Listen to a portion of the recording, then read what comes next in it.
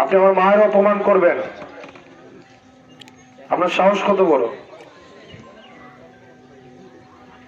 আমাদের জীবন গেল, আমাদের মা বোনের ইজ্জত রক্ষা করতে আমরা দুইবার ভাববো না। যে কাজটা করছেন খুব ভুল করছেন, আল্লাহর কসম করে বলছি। আপনি যে মার পোলাই হন না কেন, আপনি যে হন না কেন, আপনার কোনোভাবেই আপনাকে এটা যদি ক্ষমা না চান, আপনাকে ছাড় দেওয়া হবে না।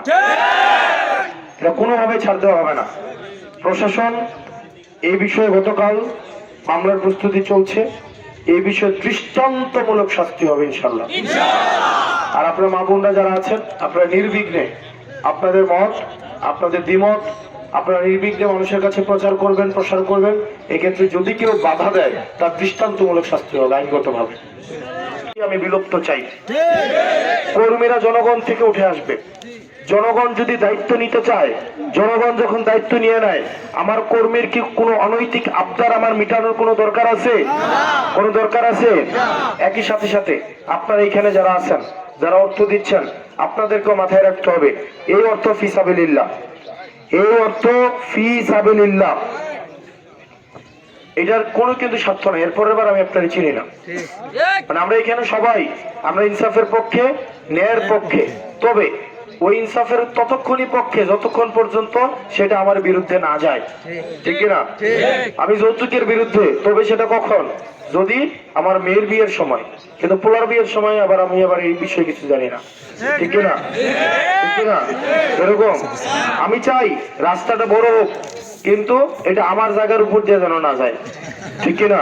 নাকি আবার কোন নতুন জ্বালা এসে বাংলাদেশের মাস্টারদের আবার এই দেশকে ফেসিবাদের কবলে যদি না চান, তাইলে আগামী নির্বাচনে 11 দলীয় জোটের যেখানে যে প্রতীক আমাদের দেবিত্তরের সাপলাকলিকে আমরা গণভোট দিয়ে, গণভোটে হা দিয়ে এবং সাপলাকলি করতে গিয়ে দেখে যে এই জায়গা কি ওআরএসি সার্টিফিকেটের কি তার সমস্যা, এর জন্য খারিজ করা। কবিতা আপনাকে শুনছি, ফাঁকিদের সবাই সুশৃঙ্খলভাবে বসে পড়ে।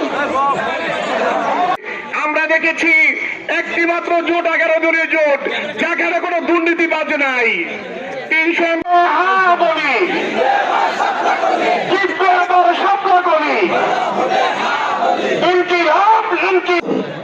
কিনতে গিয়ে আমার এই জমিতে কিছু টাকা দিবে, এর জন্য 2% জায়গা একজনে আমাকে নতুন বাংলাদেশ বিনির্মাণে আমাদেরকে হাতছানি দিয়ে দেখছে। ইতিমধ্যেই ধরার সুযোগ পেয়েছেন আমাদের সকলের প্রিয় হাসনাত আব্দুল্লাহ।